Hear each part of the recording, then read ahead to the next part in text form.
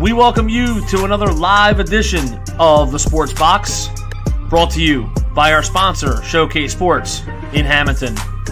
Showcase Sports for the elite athlete. And by our friends over at CrowdPlay. Download the free CrowdPlay app today and check them out at www.crowdplayapp.com for details. Ladies and gentlemen, it's showtime.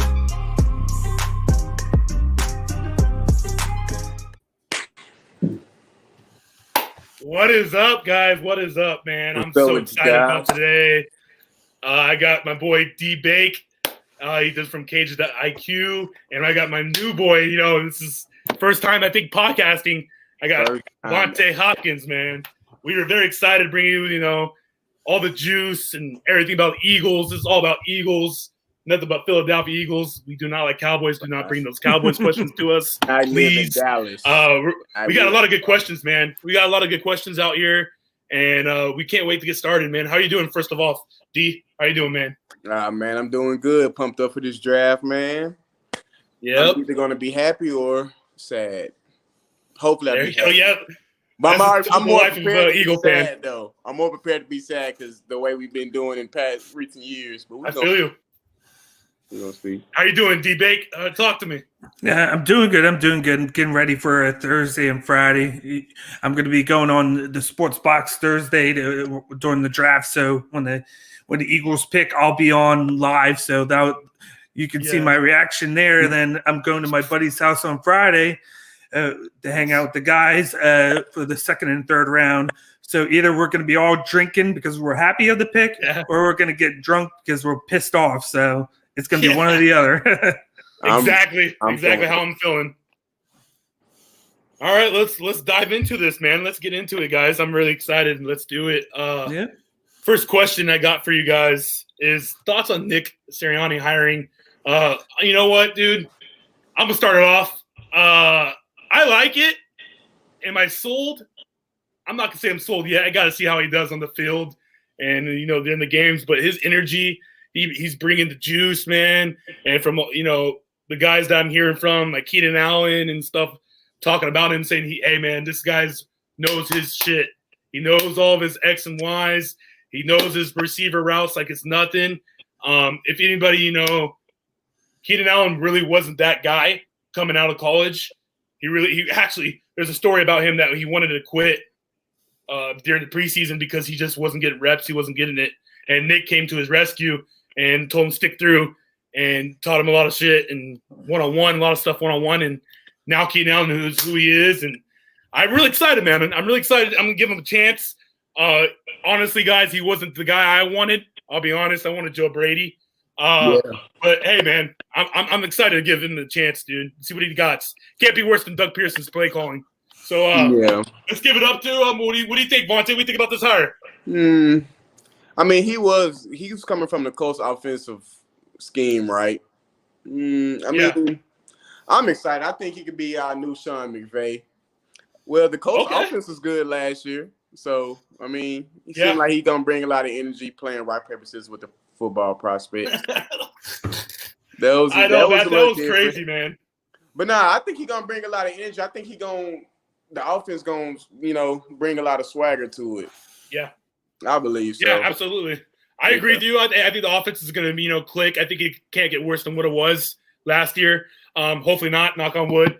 But I think we needed it, man. I think we needed a facelift, and I agree with you. I'm picking back on you. Hopefully you don't go for it on 4th and 20 like he's mad because Doug Peterson killed us. Doug Peterson killed us in a lot of those games last year, man. I agree. He was terrible last year. DB, talk to me. How do you feel, man? How do you feel? There's a lot to talk about this. Like, this has the potential to be good or has the potential to be bad. I'm hoping it's good because everybody knows comparing it to him being, of course, a Frank Reich guy. And then what worked when Doug Peterson first came in was he had Frank Reich as the coordinator, but he didn't call plays, but he designed the plays. And then Peterson would be the one that called them. And at first everybody was like, he's not doing too much. he's just there just to help out Peterson. But then you go to find out once he left, everything like the shit hit the fan because we would be too vanilla with the play calling, and then the wide receivers wouldn't run that many routes, and then we have a running back that's not getting used that much until Hurts came in.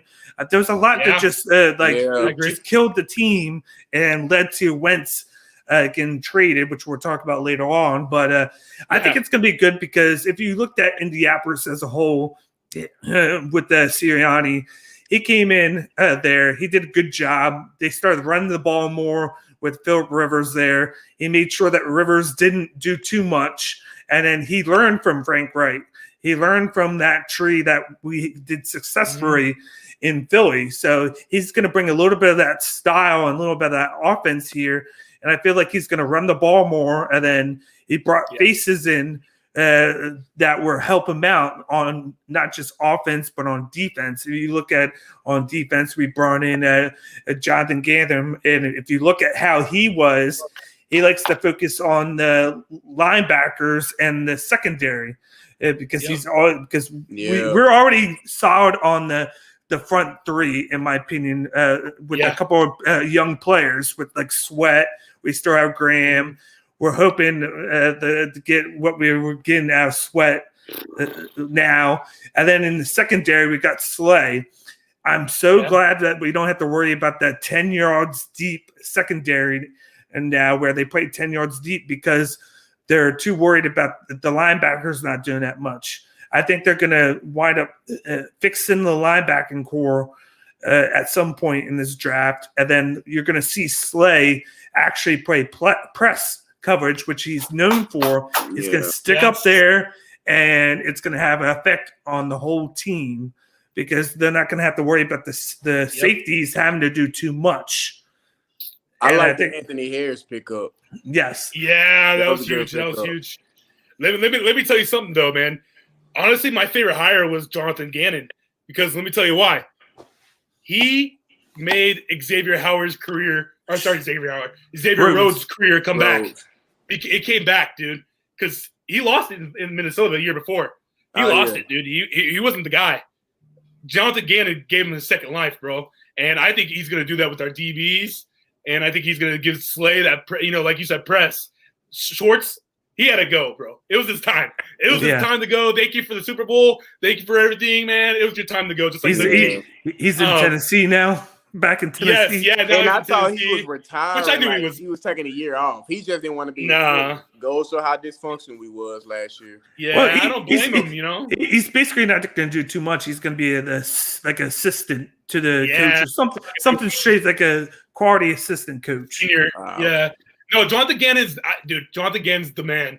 You know, and like you said, Monte. You know, Ant Harris was a very underrated pickup, dude. For $3 million. For $3 million, he was the top safety in the market, I believe. Yeah. And if we got him for $3 million, he's already been under the system with Jonathan Gannon, so he's gonna fit the glove like perfect. It's gonna be a perfect fit, and I'm really excited about that hire as well. And then another one that I was really big on was what's his name, Strickland, the offensive coordinator, which you should know very well out there in San Diego. How he did with Justin Herbert there, and then and then the quarterbacks coach Brian Johnson. That's my favorite. Love that. That's my favorite. Well, if everybody knows Brian Johnson or they don't, it's a quick thing with him, man. He's the guy that I wouldn't say discovered Jalen Hurts, but he's known him all his life basically. Yeah. He's been there through high school, and then he came in and went to Dan Mullen's coaching staff when they were with Mississippi State. So he helped out. He was one of the major guys in helping out Dak Prescott there. Then he came over to Florida, and he helped out with Kyle Trask. And then now that's a great hire. Great hire. Shane Strickland too, man. You know, Shane Strickland was a great hire. I forgot all about him, Kyle. Philly gonna take a quarterback. That's who I hope we get. Like in a fifth round, of course. Yeah, I forgot about. I doubt they get it. I doubt they get a quarterback, man. You don't think they're gonna draft one? After signing Joe Flacco, I don't see why you would get another quarterback. I mean, maybe in the future, but We don't know. It's the Eagles. They might even go quarterback at 12. We don't know. They better not do that. So we don't know. I'm ready to hell. Speak of that, that's a good segue into the next question. Let's talk to me. Is Jalen Hurts the answer at quarterback? I'm gonna let Vontae take this one first. Oh yeah, Vontae, you take it. I'm so well.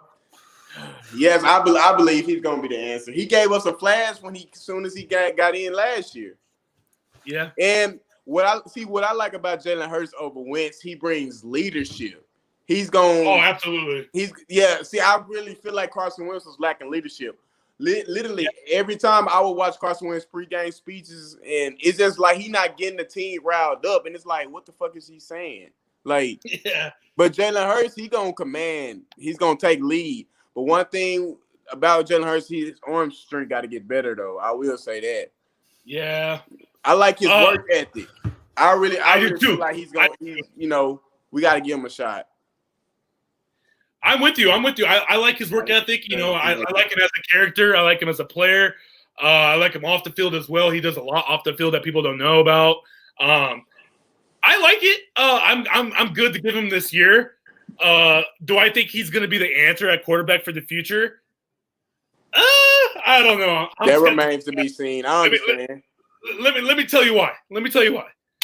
I had to watch the film again, man. I had to watch the highlights, the film, and of the 4 games that he played in.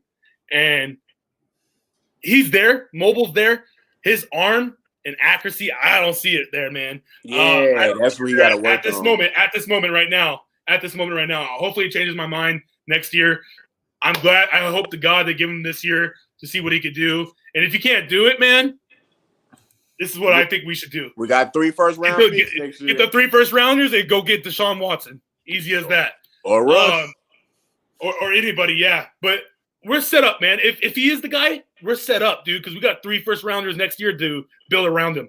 And I hope he is the guy. I seen flashes, but I'm not there. I'm not sold all the way yet. I'm not putting my paycheck on him yet. Yeah. I got to see it more. I got to see more. Exactly. Like you said, with how they built it, they traded Wentz for a reason because we got a lot of holes. We got a new coach, and then another thing is his cap hit for Hurts. Last year we invested a 2nd-round pick in him, and then you gotta see what you have with him. And he's only going to cost $900,000 this year, $1 million next year. And then with you getting rid of Wentz when you did, after this year, he's off the books, and then you save almost $35 million. And then total, you're going to have $72 million under the cap next year. And that's with you having the 12th pick this year, plus you're going to have an early 2nd-rounder, 2/3, and then next year we're going to have 3 first-rounders. So you're going to add talent to that team. So you want to see at least what you have in him this year because you want to see if he has the chance to be the future because you don't want to draft a quarterback and then you're going to fuck with Jalen Hurts down like you did Carson Wentz, and then that would basically take everything to square one with that. So you want to see what you have in him, give him a year. If he doesn't work, then you got 3 first-rounders potentially next year where you could get somebody, use one of those other ones to move up into that top 10 or wherever you're going to be with your pick because they're saying we're not going to be as good this year. So the likelihood is we'll be able to have a really good pick, and then you use another one if we don't have that top 3 lottery pick to get into that to get our quarterback of the future. But if he is, then we have all those picks to surround him with weapons or to surround him and then build that defense up to get it to the point where we need to, because to win, you mostly lately, you have to have a quarterback on his rookie contract. You look at Mahomes, he was on the rookie contract. Now he's getting paid and they're kind of losing guys. They're still good, but they were set up pretty well. Oh, that in the Super Bowl. Yeah, and then they made it back this year and lost, and now they're making a lot of free agency moves to stay there, so they could get back a 3rd time. But got Orlando Brown, that was big for them. Mm-hmm. But you got guys like Russell Wilson. He won on the rookie scale. Flacco won before he got that big payday Matt Ryan did good, then he got paid, and he hasn't made it since then. It's like once you got a guy that gets paid, it's harder to keep all that talent there. So they're in the spot now to where they need to gain a lot of talent or a lot of assets to see if they can build the team. And then if he fits, he fits. If he's not good this year, then you move on. Exactly. You know, this is the time. The time to do it is when you have a rookie quarterback or you have Tom Brady who's taking discount money just to stay in the league and keep his team around him. Yeah. That's the only way you're going to win. If you have a discount quarterback that doesn't care about the money, and he obviously has his wife who's a model, but you have a discount quarterback or you have a rookie quarterback with a cheap contract. That's the only way it's going to happen. That's the only way you can build around him, you know? And if you look at his contract too, if he is good, you have him signed for the next 3 years. So it gives you a lot of flexibility with that $72 million because he's not going to need to get paid until like 2023, 2024. So you can use all that money on holes next year plus the draft picks. So you got a lot that's going to be like next year is going to be a really important year. And you're going to hope that Hurts does good enough this year to show promise. And think about this too. Free agency next year is going to be crazy because a lot of wide receivers took a 1-year deal because of the cap. So think about there's going to be a lot of wide receivers going to have money next year. And we'll have money. So you got to think like Allen Robinson and names like that, Will Fuller. You know they're going to all be available next year. So we got and Juju Smith. That's why they're going to be a lot available. So. Yeah, I'm with you. Yeah, and then you got like you said, you got people that are on the franchise tag that once you hit once now, you can't go back on it again. So there's going to be more guys that unexpectedly will hit free agency on top of that. Yeah, I'm with you. So I do think that there's a chance that he will be. We just have to see. It's a lot of gray area and unknown because new coaching staff. You got him coming in, but what I do like with him is the work he's putting in the weight room and with the players. They've shown him.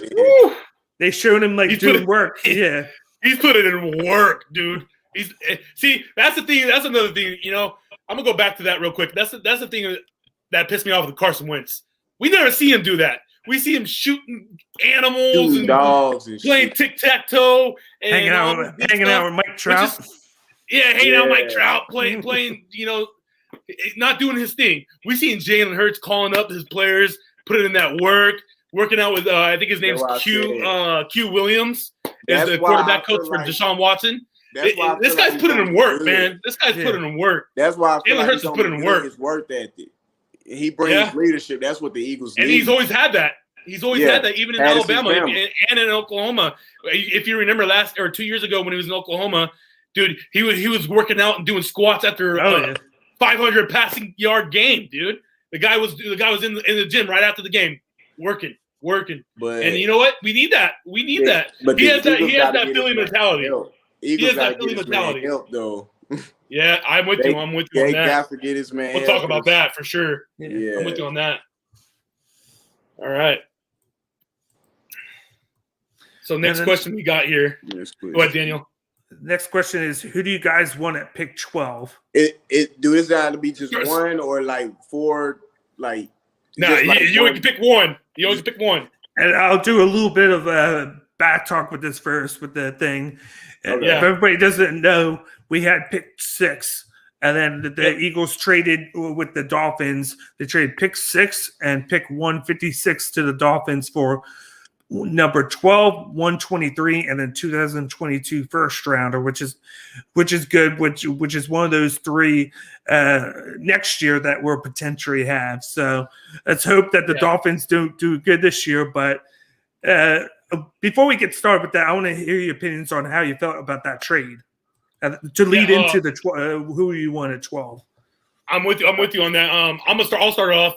I love that trade. I absolutely love it. I hated it at first. I called Vontae right away because I was pissed off because I want Jamar Chase. Everybody knows I want Jamar Chase. Yeah.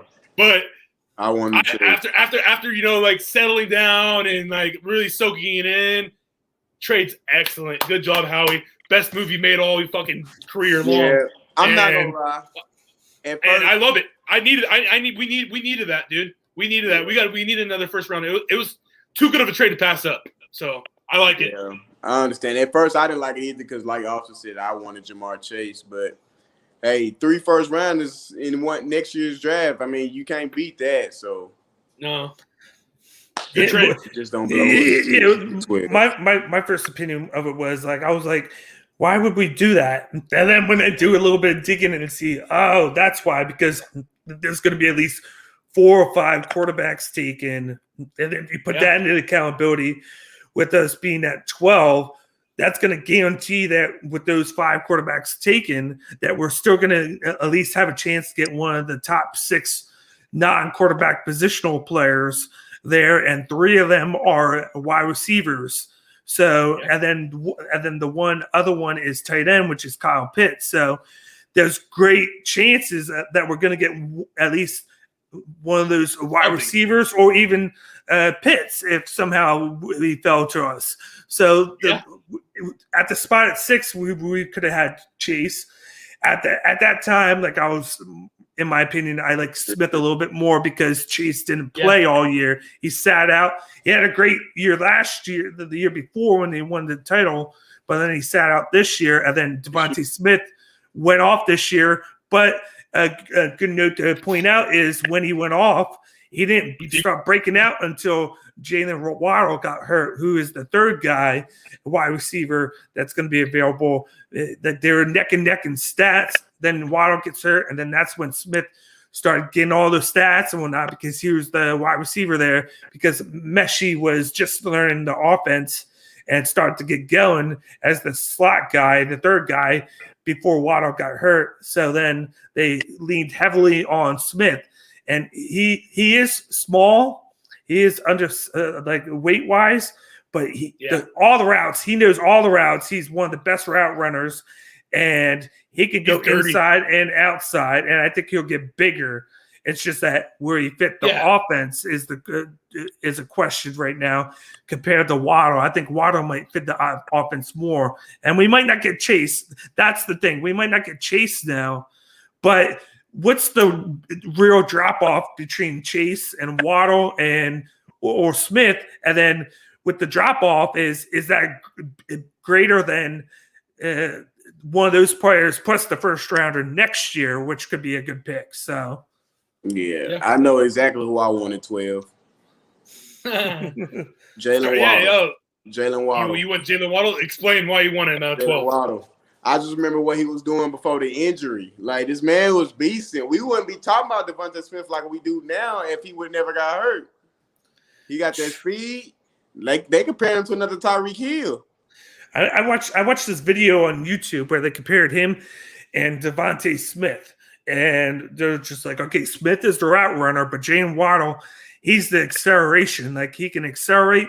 And they showed this one clip of him where he ran to the middle of the field as fast as possible, and then made this cut back to the left without even stopping, it looked like. Yeah. And then they're like, he has that potential where he could go up and then make a cut without even slowing down.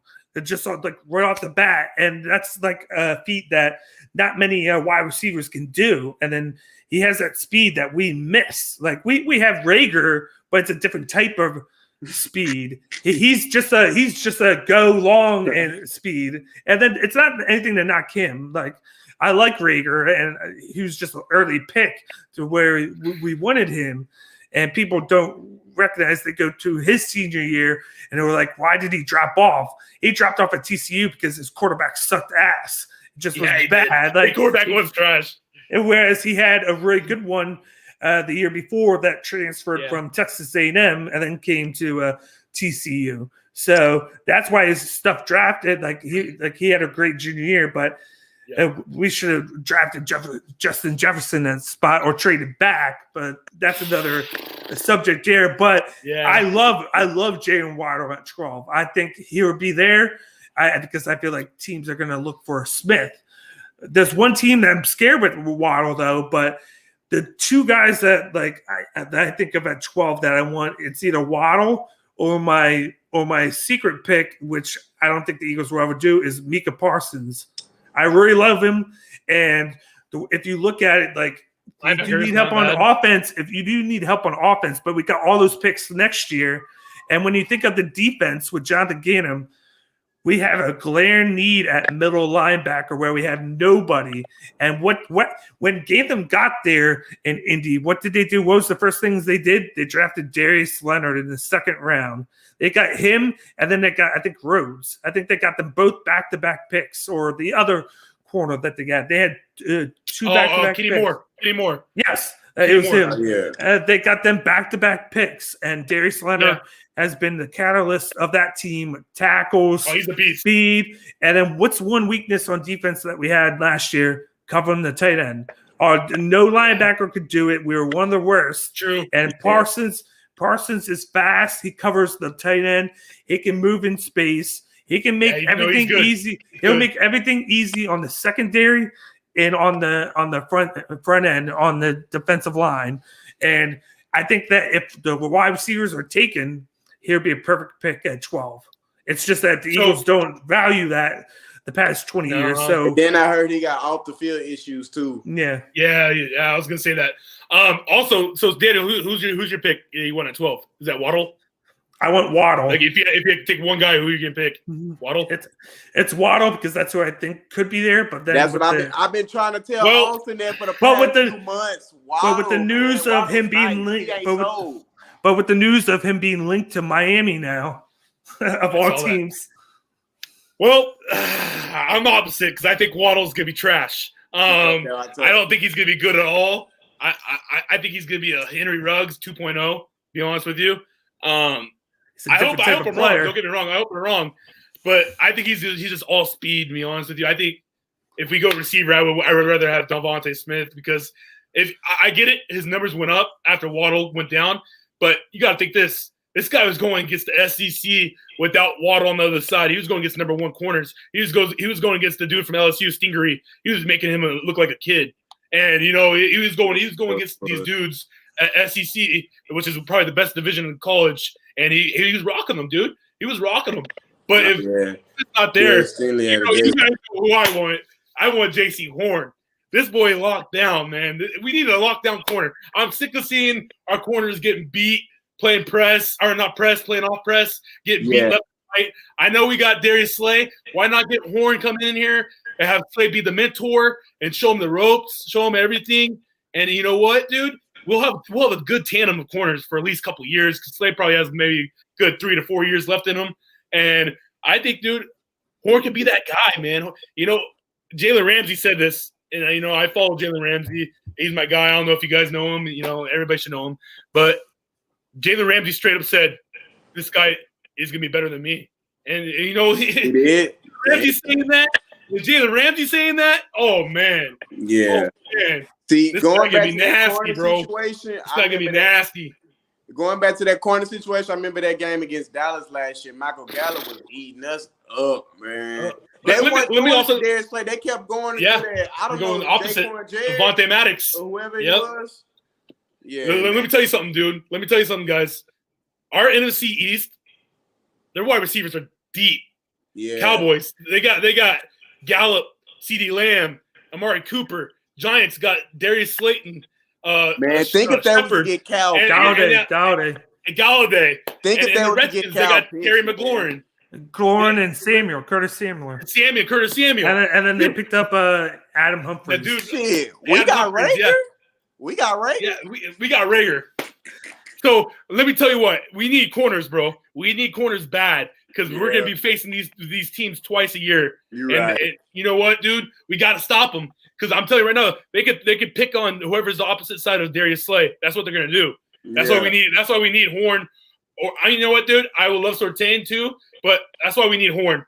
We need Horn because we need two guys to defend that, dude. That's a lot of fucking offensive power coming at us. That's a lot. That's my issue with. That's my only issue with that. I mean, I would love a receiver because I think we need help on receiving too. But when it comes to defense, we're not gonna be able to make stops. There's no way. There's no way we're gonna make stops with everybody going at Monte. Right? Because we could go deep. Terrence Marshall be there the second round. It's the guy from Florida. The other, I forgot his name. His name like Tony. Tooney. Yeah, he'll be a nice pickup. He's that's That's my only thing. That's my only thing of why I'm going to defend the corner for 12 is if if J.C. Horn's there, we have to go J.C. Horn. If not, if Devontae Smith is there, I'm cool with going Devontae Smith as well. And then later on in the draft, maybe second round if he's there, or trade back up in the late first round to get Asante Samuel Jr. That would be nice too. But yeah, I would go J.C. Horn. If he's there at 12, I'm going J.C. Horn. Part of me thinks that it's like, if we go secondary, like we would have to address wide receiver or something else early in the second. So it's like if Smith and then a part of me is like thinking devil's advocate, like if you go Horn, like I said before, like I really like Parsons. It's like, what do you need more, a linebacker or the other secondary spot where you already have a number one, but you don't have anything? Like if you look at 2, 3, 4. If you look at the linebacking core now, it's like Singleton, Duke Riley, and then somebody else.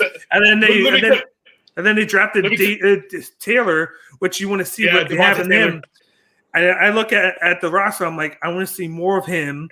I want to see more of Kayvon Wallace in the secondary, whether they move him outside or they keep him at safety because he can do both.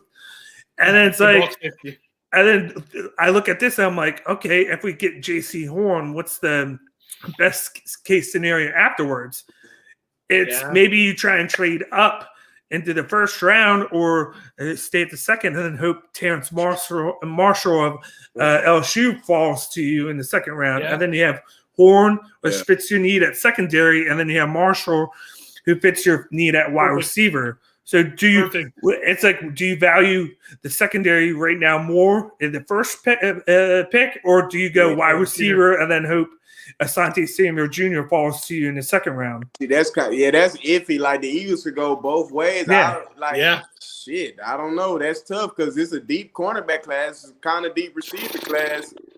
So shit, we finna find out. Let me tell you. Also, you guys are missing his free agent Eric Wilson, linebacker. He's gonna do it. He covers really, really good. He was actually top 10 in coverage tight end last year for the Vikings. He's gonna be huge, dude. He's gonna be really huge. A lot of people are sleeping on that. Jonathan G was his coordinator and linebackers coach actually in Minnesota before he went to Indianapolis, and he already has a rapport with Eric Wilson. That's the reason why Eric Wilson signed with us. And you know what, dude? I think he's gonna get him going too. I think he's going to get going. I think he's going to be a good linebacker for us. He's only 25, so he's still young. So I think he's going to be really solid for us. I think he's a solid, under the scale signing that no one really, thought of.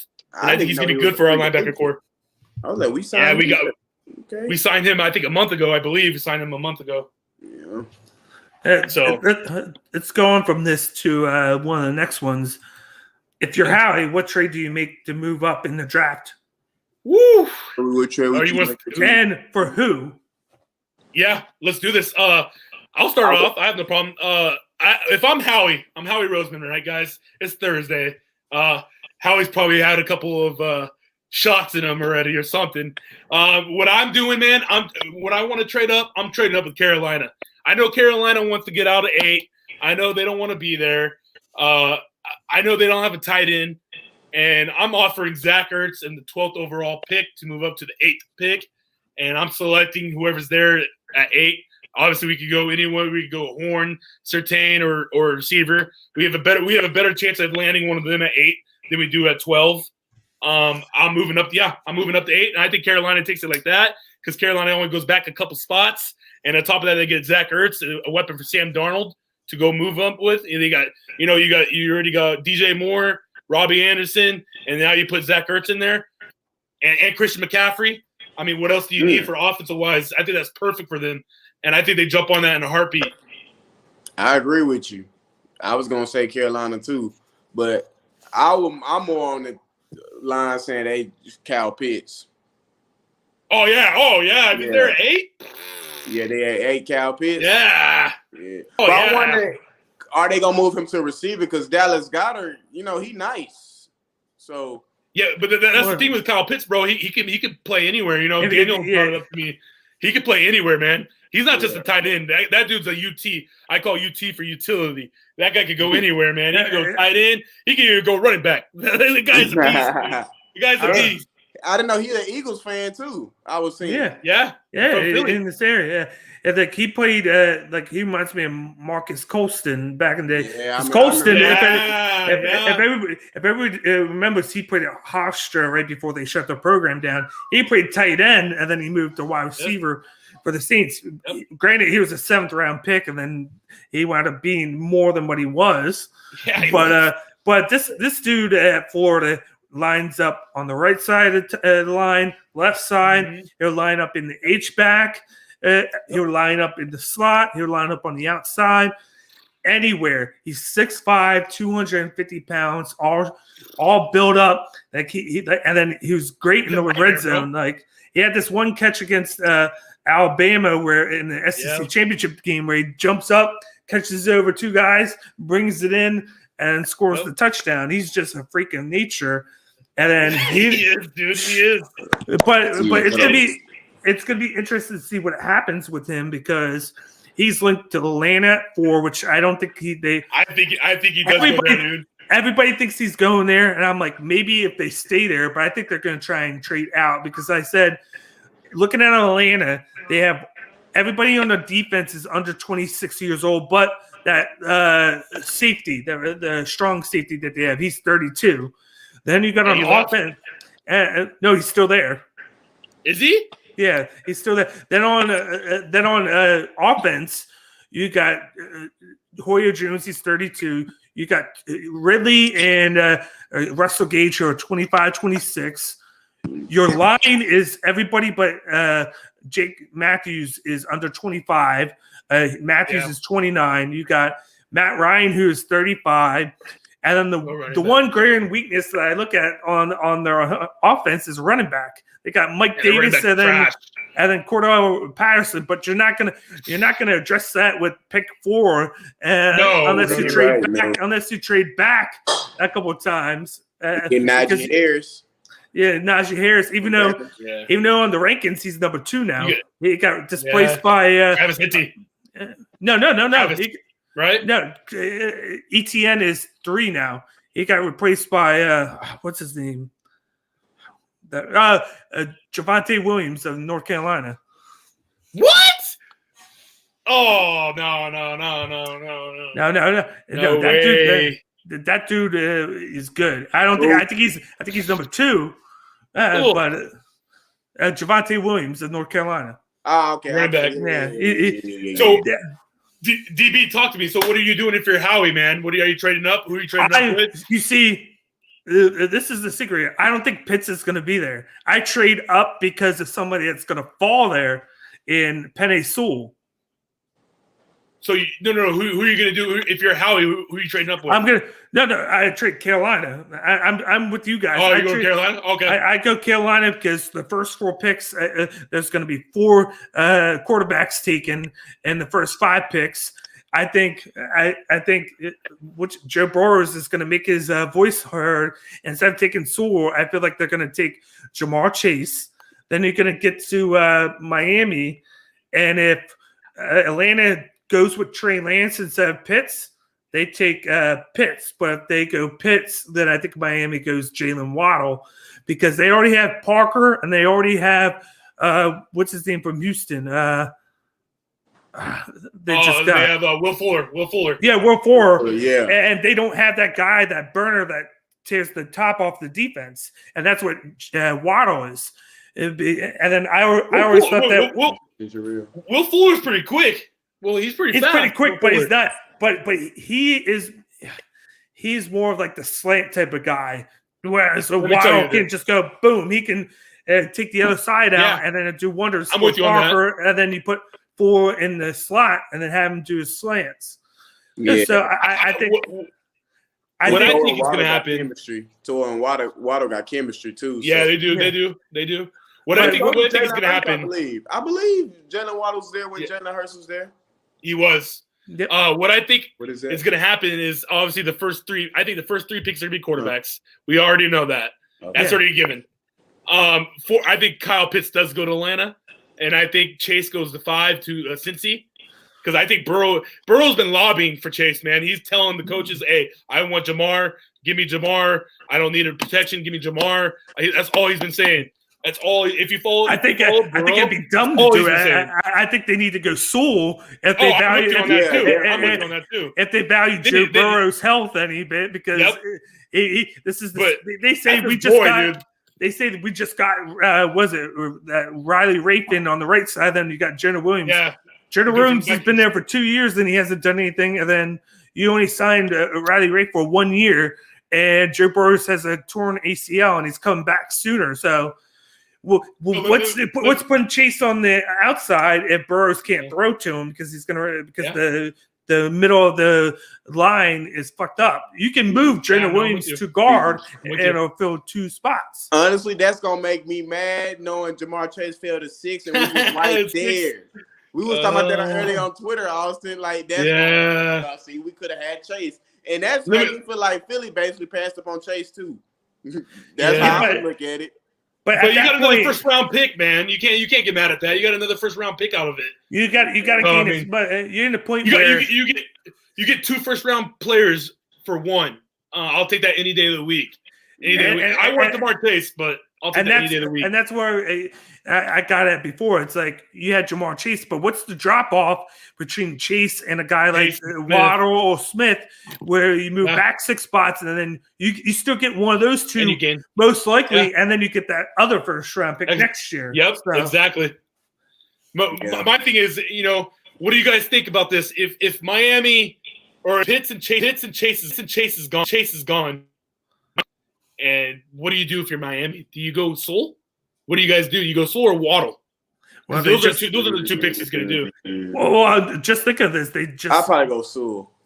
They just traded Eric Flowers back to Washington, and then their line isn't that great to begin with. Other than Jackson, who they picked, which is funny because when they traded Jeremy Tunsil, that first pick that they got from Houston last year, they took Jackson. And then they used the one this year. They used picks and they moved them around. And then now they have 6 now. And if you told me that they would be in position to get the left side now and get Sewell, knowing that you already have Parker and you already have Fuller on the other side, plus on the middle you have Jazicki. And then Tua, who's known for his injury, who's a little bit on the small side, you go Sewell. But they're not going to do that. That's the thing, Daniel. I mean, Tua has an injury. Like you just said, he has an injury history. You got to protect your quarterback, man. If you don't have time to throw the ball, you can say the same thing about Burrow. If you don't have the time, if you don't have the time to throw the ball, the weapons are being wasted. Your weapons are being wasted. Yep. And you know what?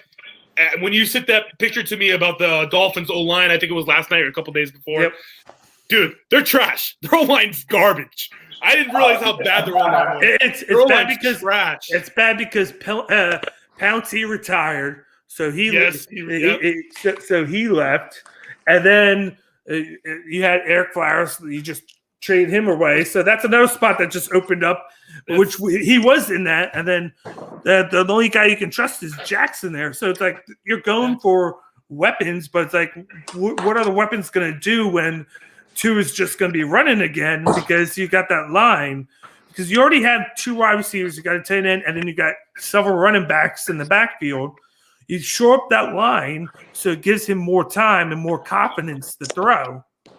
And then that's what you do. You don't need to go for like that need, especially with Sewell, who's ranked as the best prospect in his draft, even ahead of Lawrence. He's supposed to be one of the best to come out at that position a while, and he's fallen to you at 6. He's literally fallen to you at 6, and then you're going to take the number 2 wide receiver just because it's flashy. When you with that offense, you need to go Sewell, shore up that left side because you got Jackson on the right side, and then you got both bookends secured for you.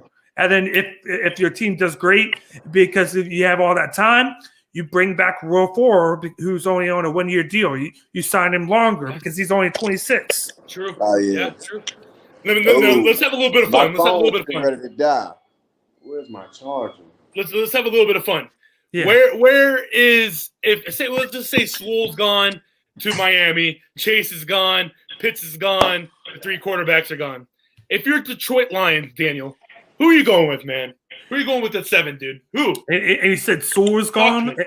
Yeah, Swole's gone, Chase is gone, Pitts is gone, and then obviously the 3 quarterbacks are gone. You're at 7. You're the Detroit Lions. What are you going to do? Well, the 2 big needs right now, which is the theme of the stream right now, is wide receiver and line. And I think they could get away with them signing Taylor. I think Taylor Decker.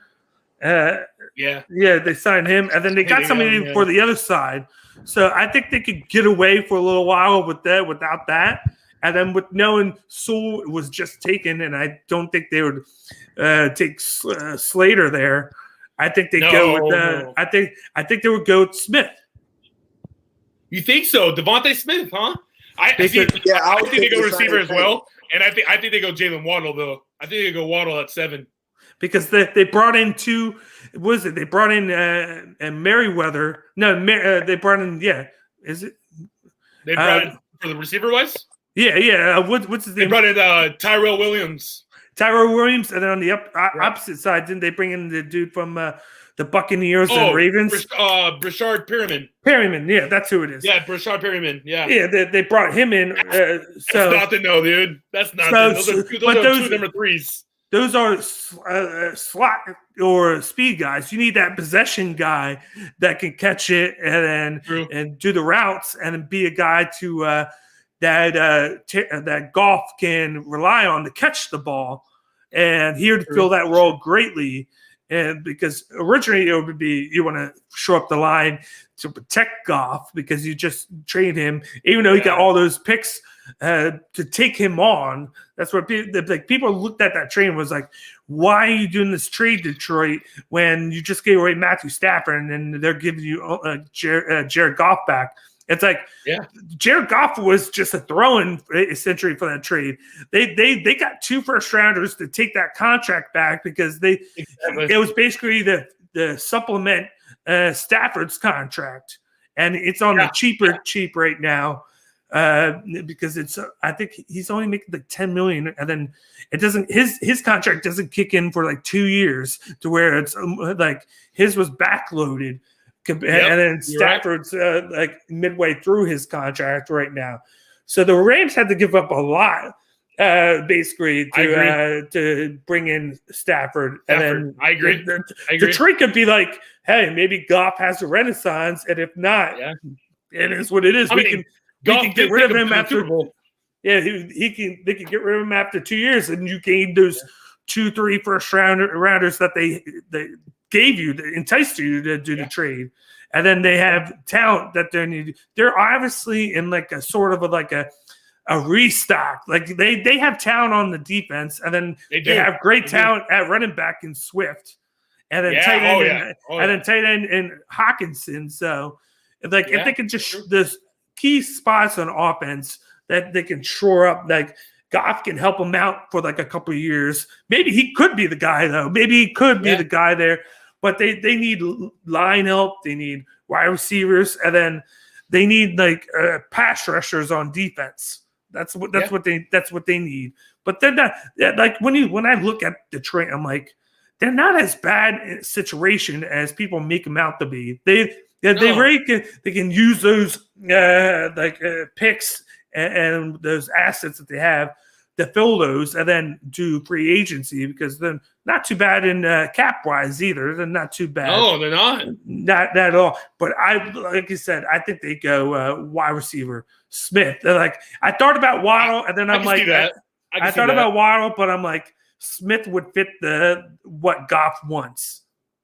Let me tell you this: if Smith is gone at 7, I want J.C. Horn even more. I want J.C. Horn even more, Daniel. Let me tell you. Oh, man, I don't want Waddle. I don't want him. What about him don't you want? Put it that way. What about him don't you want? Because I'll tell him why I like him. Why I don't want Waddle? Yeah. I just think he has an injury history. Just doesn't. I don't think he fits the mode I don't think he fits the mold that we want, dude. I just don't think he's the receiver that we need. We got the speedster already. This is why we got Jalen Reagor. We got Jalen Reagor because he's running a 4.3, whatever he's supposed to run, or whatever he ran, 4.28, wherever it was, something crazy. We got the speedster. We need it, like how you just said, Detroit. We needed that, possession, dude. We need that in Philly too, man. We need that in Philly. We need a dude that's just don't care about going across the middle. Don't care about doing the dirty work, man. We don't have that. We don't have that dirty work. Waddle goes in the middle, though. Waddle goes in the middle. Yeah, not as much. Devontae did a lot more. Well, yeah, because he played the whole season. But even when they were both were healthy, Waddle did a lot of ups. He did a lot of posts. He did a lot of crossers. But he did a lot of crosses too, going up the middle. He did. And then he did those slants. He did those cuts like I said before, that a lot of people can't do. He can do those quick cuts. I'm with you. He's quick. Yeah. I'm with you with it there. I won't knock the guy. He's actually I think he looks faster than Reagor. I'm not gonna knock that. The only thing I just think Devontae's just a baller, dude. He's just a dog. Like he won't care. He won't care if he gets hit, bro. He'll put his body on the line. I think Waddle's more of a, you know what? Let me go straight. Let me do a deep route. He's a deep route dude. He's a deep threat compared to Smith. I think Smith is every route tree. I think Smith's route tree is way better than Waddle's. Yeah. I think honestly, easy. I think Devontae Smith's route running is probably way better than all the class from last year. I'll Jefferson, CeeDee Lamb. I think he's better than all of them. I'll give you a tidbit. I'll give you a tidbit right here. I put Devontae Smith over Ja'Marr Chase. I have him over Chase. Oh yeah, I have him over that. What, I was, me, because you and me text a lot about the Eagles, and you know how I'm a huge Ja'Marr Chase fan. Yeah, Ja'Marr Chase is going to be that guy. He will be that guy.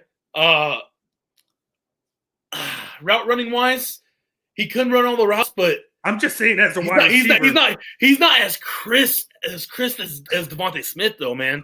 Devontae Smith is in and outs, his cuts and everything. They were smooth, dude. There was no problem with them. Even his little fucking screens, dude. He made screens look so easy, so smooth. And I just don't see that with Waddle. I don't see that with Waddle, and I definitely don't see it with Chase. I think Chase is more of a big dude. I wouldn't take Waddle over Smith. I'm saying that when I think of Waddle, I'm fine with Waddle. Like I'm figuring that Smith would be taken by the time we're there, and Waddle's there, and I'm like, okay, I'm good with Waddle there because at least we got one of the three guys there. But like I look at the wide receivers, I'm like, I rank them Smith, Chase, and then Waddle. Like a lot of people go like, wow, Chase is gonna blow the roof off the defense. But then I look at him like, if you look at 2 years ago, he had 18, 19 touchdowns. That's what Chase had.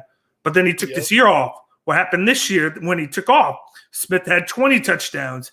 And then you look at, then there are people like, oh, well, Chase is faster. And then he did more. And then I'm like, he's faster. But when you look at what he did on that team, he had Burrow throwing it to him. He had Jefferson on the other side. He had Clyde Edwards-Helaire at the running back spot. And then you look at Joe Brady. His offensive coordinator, Joe Brady, smart dude. And then another guy, their third guy was Terrence Marshall. They had him there too. They had him. No, actually, he was the guy. Yeah, he was on the team. He just didn't see as much because of Jefferson and Chase. But then he went off in the playoffs. Yeah, and then Terrence Marshall. And then he killed it this past year before he opted out. He opted out. Yeah, I agree with you. You got Eric saying, "Hey, what's up?" Hi. Yeah, but other than that, then you go to Alabama. Yeah, they had Najee Harris. Yeah, they had the line. They had Mac Jones, but actually didn't do too much. And then Waddle got hurt 4 games in. So then the rest of the way, it was basically the Devontae Smith show. If you look at the playoffs and look at the title game against Ohio State. He went off. He had 220 yards and 3 touchdowns, and like 12 catches. He did a lot of different routes with them. Yeah. He went off. Like he had the same thing that Chase had in the title game against Clemson the year before. So it was kind of like whatever you can do, also, I can do as well. So for sure, absolutely. Also, D is when Waddle was healthy in the beginning of the season this year, he was facing number 2 corners, man. He wasn't facing number 1 corners because Devontae Smith was facing number 1 corners all season long. So he was eating off, 2 or 3 corners. Yeah, he wasn't facing CB1s. He was facing CB2s and CB3s. Well, playing devil's advocate, that's what I'll do is. That's what happened to Justin Jefferson this year? He was the one seeing the number 2 corners with LSU, and then what did he do this year? He set records in Minnesota. But check this out. He wasn't facing CB1s in the NFL because Adam Thielen was there. Thielen was still facing the CB1s. But he was hurt for 3-4 games. He was out for, I think 3. I think he was out for 2 or 3, yeah. But then if you look at it as well, more than likely that's what's going to happen. And then when you get Chase, if the Bengals take him, they're going to have Higgins there, and then they're going to have the best slot guy in the league and Tyler Boyd there. So it's like, and so Joe Mixon. They're going to have all those guys catching passes, and then Mixon in the backfield with no O-line. So. Yeah, no, you're right. You're right, dude. He's gonna have to throw it in 2 seconds. He's gonna be like, hike. It's gonna be like flag football. Screens. Yeah, it's gonna be like flag football. I'm with you. You have a 3-second rule. Yeah. So, all right. Well, it looks like we lost Fonte, but it's all good. We're here. Me and D Baker here. Yeah. We're excited. I'm glad you guys are here with us. We're gonna go on to the next question right here. What do we got? One player who you think will be wrong to take at 12. We pretty much just covered that. I'll let you say what your piece on it, DB. Mine's Waddle. Go ahead, DB.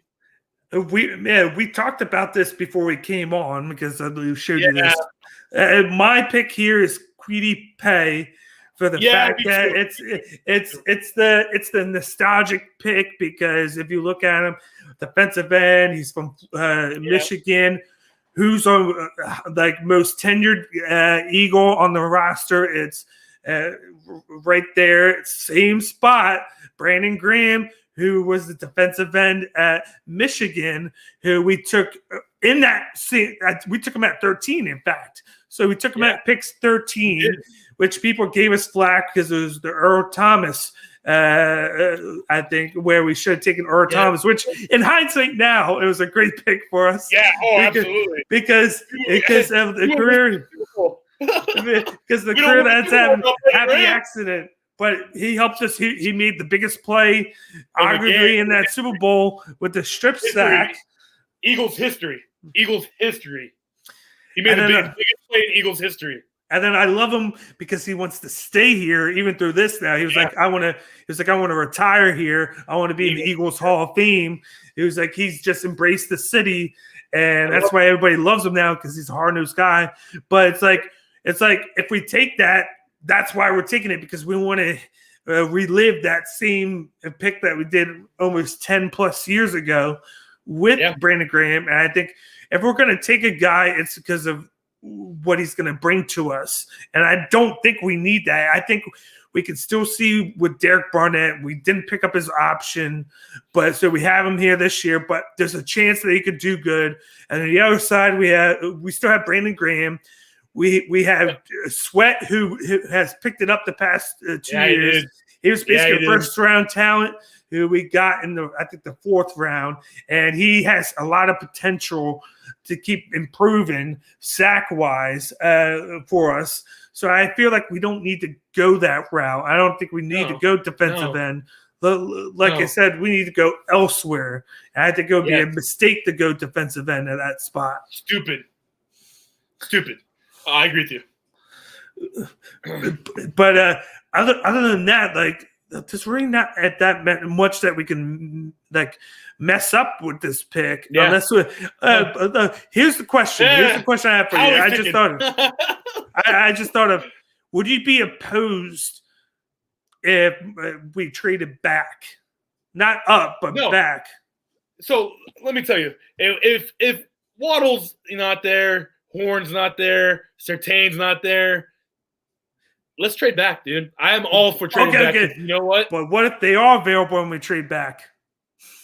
Depends what we get. Do we get another first-round pick? Here's something people have been raving about this guy for the past couple of weeks. But say we're like one of those two secondary guys is available at 12. Say not Horn, either Horn or Surtain go 10 to the Cowboys, say, and it's pick 11, and then you see that we traded back to say 15, 16, or 17. One of those picks. So we trade back, and then Horn gets picked already. But we got whatever the value is, like a third and a fifth added to this year, and to go back. And then we got Newsome from Northwestern, the corner. Which he's getting a lot of people are raving about him right now. Yeah, no, for sure. I studied. You know what, DB? I studied a lot of film on corners this year, more than I ever have. And you know what? The corners are great. Don't get me wrong, but there's a big drop off after Horn and Surtain. It's a drop off. There's 1A, 1B for them, and I think down here is Newsome. My opinion, Newsome's good, but I just don't think he has the skills, and he never faced the talent that Surtain and Horn has faced.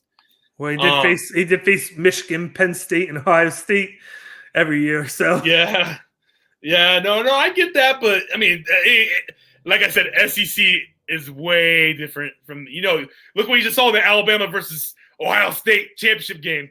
It made Sean Wade look like a bum, dude. Sean Wade looked terrible. And, my thing is, I don't like that trade. If we're going to trade back like that, DB, we got to get another first-round pick. If we're going to go the trade back like that, because like I said, dude, we got firepower. We're facing firepower. We're facing the Giants' offensive firepower, the Cowboys' offensive firepower, and now the Redskins' firepower, or Washington football team. Sorry, and it's just. I gotta get a third and fifth is not a lot. That third and fifth is not. I don't like it. It's not. I need more. I need more. Well, I think we could get more. I was just throwing that out there because I don't feel like looking right now what the chart is and what you have to actually get. If we get another first round pick, if we get next year first round pick, I'm down. I don't care. Let's do the trade right now. You call me right now. If I'm Howie, I'm like, let's do it. I'll move back again. I don't care. Let's move back again. 4 first round picks next year. Count it. Let's do it, dude, because you know what? Like we said earlier in the segment, is Jalen Hurts the guy or not? If he's not the guy and you have 4 first-round picks, there's no problem. There's no problem. There's not a problem. You should be able to get either Russell Wilson, Deshaun Watson, or get a college quarterback that you think is going to be the guy, and you can go up and get it, So, Austin, you can get booted from there. You don't care about the Cowboys. Yeah. No, for sure. Yeah, but what I will say is like that's something that you could do. And then there's a prime – I think there will be a prime team ready to move up in the Patriots, knowing that there's that a quarterback could fall to that point, and that knowing Howie could take advantage of that and be like, hey, do you want that quarterback? Trade up to us. Yep. We'll trade back. And then gain more assets for a team that – it's not going to matter who we take. It's going to be a rebuild that we're in. So the more the merrier. So if we were able to get a first-round pick next year, knowing that the Patriots are trying to get a first, like their franchise quarterback, because obviously Cam Newton's not working out. He's going to be back, but more so as like a stopgap, like a bridge to the next guy. I think that we could get another first rounder and then have 4 next year. And then next year we could be smooth sailing with like I said several times, free agency and the draft. We could, in football, it's easy to get better. And that would be a perfect thing to have 4 draft picks, perfect money for free agency. You can completely change the culture of the team that way. Oh, absolutely. He says you're going to hope and Devontae Smith gets to y'all. It has a pretty good chance. I'm scared in that 7 to 10 range that me too. Smith and Waddle go there. Plus with Miami, also, It all depends on Atlanta. I have to wait for Atlanta. Yeah, I think the pick is going to be the one that's going to set the draft is San Fran, man. If San Fran goes Trey Lance and Mac, I think Mac Jones slides, bro. He'll slide. He'll be there at 12. I'll tell you that right now. He'll be there at 12. And the Patriots would want him. Yeah, he's the only quarterback I see going to 12. Trey Lance, Justin Fields, they'll be gone before 12. 100%. They'll be gone before 12. Because there's only two. Like I think, they'll say Justin Fields is a guy that the Patriots will like, but I think he would be gone by that point. I think he wouldn't get past Denver at no. 9. But there's two quarterbacks I think realistically that the Patriots would take, not there, but just in the draft, and it would be Mac Jones because he could fall to them at 12. Or Kyle Trask in the second round because he fits that offense to a T. He fits it to a T, and then that's his range is that second round right there because he's the number 6 or 7 amongst quarterbacks. Even though I think he should be higher, but no doubt. Look, if anybody's in a great position, it's Atlanta at 4. Because let me tell you why. Atlanta at 4. If San Fran I'm hearing that San Fran either going to go Lance or Mac Jones. If they go either one of those, dude, I think the Denver Broncos, the Washington football team, the Chicago Bears, and the New England Patriots will go ham for Justin Fields at 4. They would take Justin Fields at 4 like that. So the crazy thing is they just put out that Shanahan wants Mac Jones, but then the staff wants Trey Lance.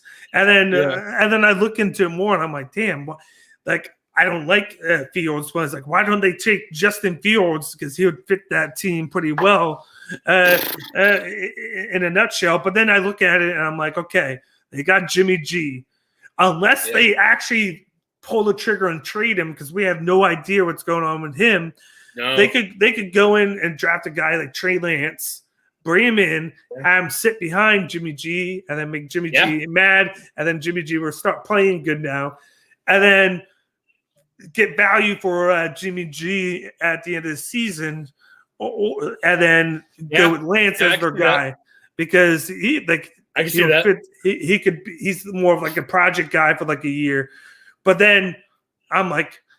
Part of me is like, I hope they go Mac Jones because he's not expected to go. He's not expected to go there. And then Shanahan loves that guy in the pocket that stands still. He loves him and throws it to the receivers. And then you get the running backs who are there. And then you go from there. And then that just makes kind of like a trickle effect because then you got all those teams that want Fields and Lance afterwards. And it's like, Atlanta might be enticed. Like, okay, we wanted Pitts, but how do we pass up the fact that there's both Lance and Fields there that we didn't think? One of them was going to be there, but we got both now. Yeah, and then say they go Pitts at 4, then you got both Fields and Lance still there, and then Miami's not going to need that. Cincinnati's not going to need that, and they would either go Chase or Sewell, whichever. Then you go to Miami. They're not going to need that because they got Tua. So they would go whatever pick. I think Cincinnati doesn't go. They would go the opposite pick between Sewell and Chase. And then you go from there. And then it's like, who's next? It's like, okay, you got Detroit. They'll go probably wide receiver. But then you got Carolina, who I think could go whatever. That's a wild card there. And then you got Denver. Then you got Dallas and that. So you got guys falling. So that would be prime position for the Eagles to trade up or trade back. If I'm Atlanta, I trade up with Denver. I trade back with Denver and have Denver go up to 4 because you're not falling back that far in the draft. You're still going to get a great player, and B, Denver's going to pay to get their guy because they want Fields 100%. I know Denver wants Fields, dude. I see. Ben Olamite, he's the writer and all that. He covers the Denver, and I know they would take Fields in a heartbeat, dude. And I'll tell you right now, Fields ain't sliding the 9. There's no way. because there's going to be a team coming from the high 15 to 20 range that will come down to, let's just say, Carolina 8. Let's just say Detroit at 7. Yeah, they'll come at 8 and they'll take Fields right before you get it. You get there at 9. So if you're Denver and Fields is there at 4, you need to trade. You need to make that trade, Atlanta. You need to. I'm telling you this right now. I could see a thing happen where the Eagles trade up to 8 just to trade back to where the Patriots are to gain more talent. They would give up. I can see that. Because you want to know why? Because they could easily trade up by just trading 12 and Ertz to trade up to 8. And then they could trade with the Patriots and get a first rounder and then a second rounder for them to move up to get to that spot. And then you could probably get 2 first round. You could get next year's first rounder, this year's first rounder, and the following year's first rounder. You could get a bargain knowing that because the draft prices go up when you know a team's going for a quarterback. It's different. Oh yeah, it's a lot different. The scale's different. So you know if the team wants a quarterback and they're gonna pay the price, bro. They're gonna pay the price. And that's the thing where I think Howie is good at. He'll be like, "Oh, I'm gonna move up. I got to get rid of Ertz anyway, so I'll trade him up." And then I'm at 8, and then I see that okay, these guys are available. Like I could take somebody now, but then with how there's 2 quarterbacks still left, I could trade with the Patriots, get that much left.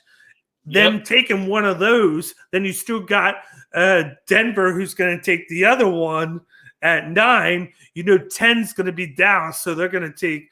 Even though there's like Smith there, more than likely they're going to take Surtain, and then you got the Giants at 11. They're gonna most likely take Slater, in my opinion. Then you got 12. Really? I think Slater or I think Parsons, because they already have wide receivers, and that their defense is very underrated. And then they need help on the line. But then you got 12, which would be where you traded with the Carolina. Carolina could use a Slater. So say the Giants went with Parsons. I think Carolina could go Slater, and then you got I don't remember who 13 and 14 are. 13 is Chargers, and 14 is they need line. I don't know. 14 is Minnesota. Okay, 14's Minnesota. They need secondary. Yeah. They need secondary. No, you're right. They need secondary bad. So they could wind up getting Horn right before us, which would suck. But like I said before, we could still get Newsome. But then with all that, Waddle could still be there at 15. Yeah, you know what? Waddle could be there at 15. It's all outlandish. It's all outlandish. This draft is gonna be crazy, man. But the draft will change, I think, dramatically if Jones goes to 3. Yeah. If Mac Jones goes to 3, this draft's gonna be nuts. This draft's gonna be crazy. Because he's honestly, you said, he's ranked like between 10 and 20. That's where his range is. And then when you got him going to 3, just because that's who you had ranked, and then he had the bad thing. These high guys that were supposed to be taken that aren't taken are going to be hot commodities for players. Denver's not moving. Denver knows they're going to get one of those 2. If they're moving, they're moving up in the draft. Yeah, that's the only way. But I think that no matter what, one of those quarterbacks is going to fall to them, and I think they're going to be fine with whoever falls to them between Lance and Fields, and they're just going to hope. Fields. They're cool with either one. Absolutely, they'll stay at 9 if they know for sure that either one's going to be there. But if Jones goes to 3, then shit's going to get crazy, and then you got guys that are just falling back because of needs, and then people calling, moving up, and it's only going to help the Eagles, I think. Yeah, I agree. Right. Do you have anything left before we wrap this up? Anything else you want to cover? Nothing much, man. I just can't wait, man. I'm very excited on Thursday, man. I'm very excited. The only thing I want to cover, one more question, and then after that, let's call it. How do you think Carson Wentz is going to do in 2021 with the Indianapolis Colts? Talk to me, DB. I think he's going to do good for the fact that not pass. I think passing. I think people forget they overrate Pittman and Hilton being there. Then they brought back Paris Campbell. Yeah. They're going to be okay, but I don't think they're thinking he's going to be 4,000 yards, 35 touchdowns. The team's going to be built off the running backs. They brought back They brought back Mac for a reason. Jonathan Taylor, Jersey guy, is going to run the rock. If you saw how he did at the end of the season and in the wild card game, he was the guy that was getting a lot of production. He was doing 20 to 30 carries a game. You would mix Mac. I think Mac was hurt, and then they went back towards Achilles' first game. Yes. So then they went with the Nyheim Hines. Yeah, Nyheim Hines. They would bring him in and spell, and then that's what worked. Jonathan Wilkins, and then they went with that, and they were kind of just do play action. Jonathan Taylor was the guy. And then play to Rivers' strengths. I would see Carson Wentz is going to do a lot better than Rivers in this system because he's going to be the fresher passer that can be mobile. But it's going to be built off of the running backs. He's probably going to pass 20 to 25 times a game, maybe. I'll say that because I still give him credit for being great, but he's not going to be relied on to carry the team. They got the defense, which is great, and then they got the running backs, which are going to be the main focal point of that offense. He's just going to be asked to make the throws that he needs to make when he needs to, because they still got two tight ends, the wide receivers. He's going to be adequate, but I think he's going to be in that 7 to 10 range quarterback rise. Yeah, I think Carson Wentz is going to have a season, man. I'll be honest with you, dude. I think because if you think about it, in 2017, he was his MVP year, right? What was our main success? Our main success in 2017 was running the ball with LeGarrette Blount. Ajayi was there, later, and then Corey Clement. And that took a lot of pressure off Carson because Carson was handing the ball off, running, getting yards, made the play action come. He passed to Alshon, passed this, passed that. Dude, he has the O-line. Check it. He has the O-line, probably the best O-line in the game. He has a great running back, Jonathan Taylor. He has a great couple running backs, which he had that recipe in Philly in 2017. And now he has Frank Wright, the guy who is offensive. He's a genius, dude. He's a great play caller. He's a genius. So you're going to give him all that. And I think you're going to get the 2017 Carson Wentz, man. I really do. I honestly do. It's possible. It kills me to say it because I love Carson. Don't get me wrong, but it kills me to say it because of how he went down and how he went away and how they did him and how he did Philly. But I think he's just going to go out. I think, honestly, I can see him being in the running for MVP. I'm going to be honest with you, DB. I can see it. It's possible. I'm fine with whatever because no matter what, if they play great, that's a first-round pick, even though it'll be towards the end of the first round. It's still first-round pick. It's still an asset for the Eagles in that fact. And I feel like, they're not going to win the Super Bowl in the next couple of years. No. In my opinion, they could, but I still think you got the Chiefs. You got I still think you got the Bills. I still think you got the Ravens, which are they did win a game last year, and then they did play well against the Bills. They could have won that game, but they didn't. And I think I definitely see Indy winning their division. I think for sure they win their division. Yeah, man. I like I said, dude. I'm not a Carson hater. I'm going to root for Carson. I'm going to be a fan. I hope he does well. Be a fan. Yeah. I hope he does well, too.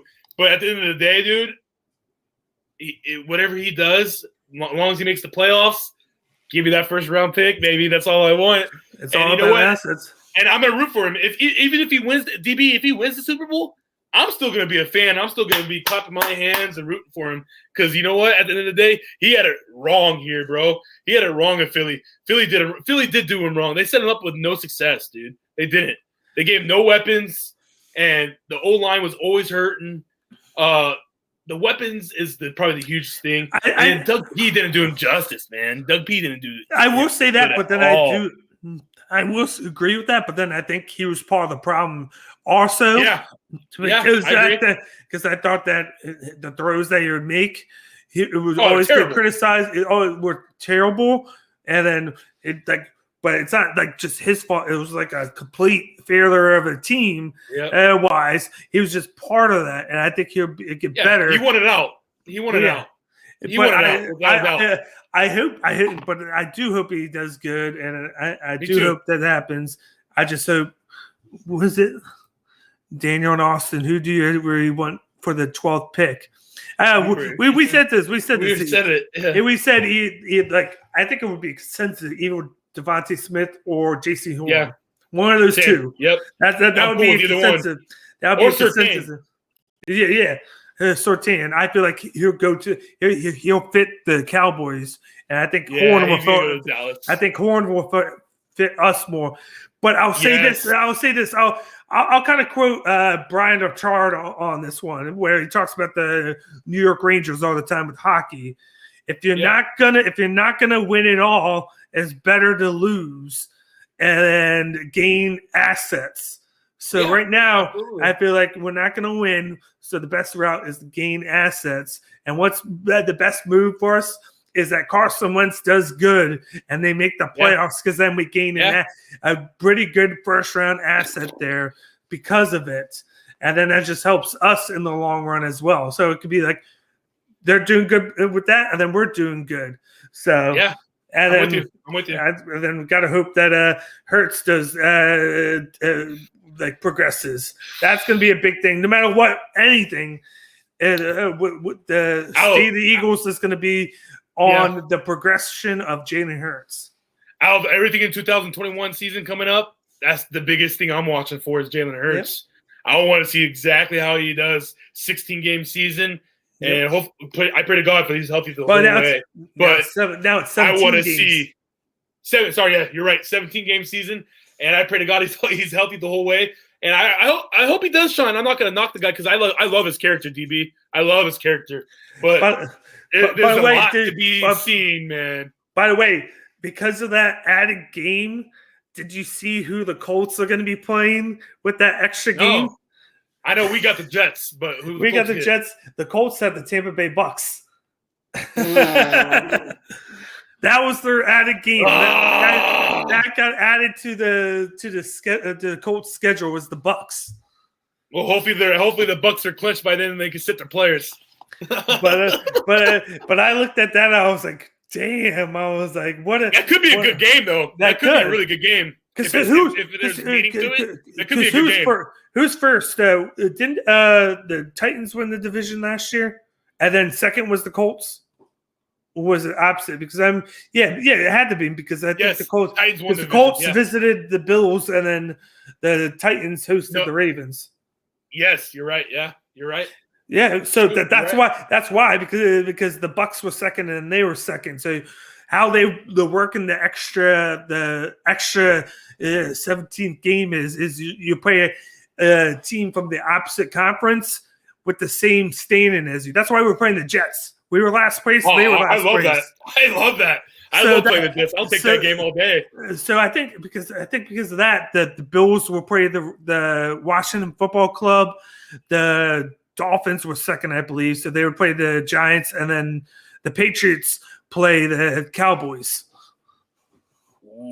Yeah, the Patriots play the Cowboys. So I like that. I was wondering how they would figure this out, and then that's how they did it. They just did the cross. They did just the cross conference team with the same stand, kind of like what happens here. So I thought it was pretty cool and adds in. And then I hope that Tampa doesn't cost us a first round pick in that last game because I think they essentially. I don't think they made it the Week 17 game, but at some point in that season, it's going to be in there. And speaking of that, they should be adding the schedule should be added sometime soon in the next couple weeks. Oh, May 6th. Oh, there we go. We got Alex chiming in. Who's the guy on the left?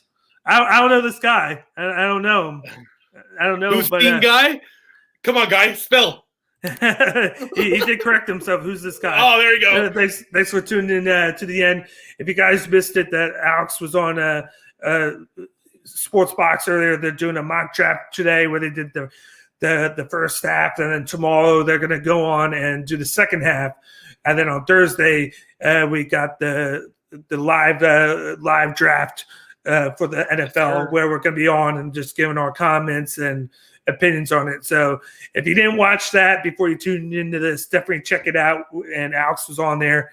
He's very knowledgeable with his team, and then of course the Cleveland Browns fan, which I give it to him for going through all the downs, and now he's on the highs right now with the team that he has. So let me tell you something on the closing out there, DB. A crazy trade that will be awesome. OBJ for our second rounder, and Zach Ertz. I wouldn't mind that at all. I wouldn't mind it, but I wouldn't think that they would do it. I think that no, absolutely not. I think the Browns are set at tight end right now. They got Harrison Bryant. They brought in Hooper. They brought in Hooper. They're very high on Bryant. Like, he did really well when Hooper was flashing here and there. They already got their running backs. They got him. Higgins played well when OBJ was out, and then of course they got Browns are gonna be scary. Browns are gonna be. They will be. And they got Clowney. They're gonna be super scary. That was just added value right there. They didn't need him, but then they added him to the team for perfect. What was the value for him again? What did they get him for? Like 1 year, like $4 million or something like that. Which is a steal. Which is a steal for him. And he's playing on the opposite side of Myles Garrett. He'll be fine. He's gonna eat. It's just a pick where you hope that he feasts on the other side where Garrett is just wreaking havoc on. So any production in like the 5 to 7 sack range would be a steal because it's a short-term contract, and then anything you gain out of it is just a win for them. So but we're gonna end right here with the draft night preview. Once again, we hope that they go either Horn or Devontae Smith barring anything crazy going on where somebody else falls, because those are the two likely guys that are going to fall to 12 to us. And then if Mac Jones goes 3 to San Fran, it's going to create chaos. Crazy with the 3 through 12. But I'm going to go on the thought that he doesn't go there. I think they'll go Lance, and then Pitts will go 4 to Atlanta. Unless they're just, like I said to Brian earlier, I think it's a smoke screen. I have a feeling it's a smoke screen, but I still think I'm still going to put Pitts at number 4 because he deserves it. Yeah, me too. Yep. But any parting words before we go? No, man. Thank you, everybody, for tuning in. Have a good night. Can't wait for the draft. Fly, Eagles, fly, always. And thank you, DB, for doing everything, man. Good night tonight. Yep. And then I'm jealous of you because the draft starts at an earlier time for you. Right here, it's 7 or 8 here, and then it's like 5 or 6 there. I always like wonder how it is on the West Coast with that shit, because you get everything early, and then I get it the normal nighttime. Like I said, we're finishing up. We're finishing up. We're finishing up now, and it's 11:15 here. So. Oh yeah, let's get going, man. Well, you have a good night, man. We'll stay in touch. Let's do this recap again and do it again, man. It was fun. Exactly. And maybe we'll come on and recap what happened in the draft and see how we feel with the picks and see if we think that there are any were good, any were bust or whatnot. Yeah. But maybe we'll do that next week. Yeah, let's do that. Let's get on it and do it. Yeah, but everybody have a wonderful rest of your night, and thanks for tuning in. Thank you, guys. All right, bye.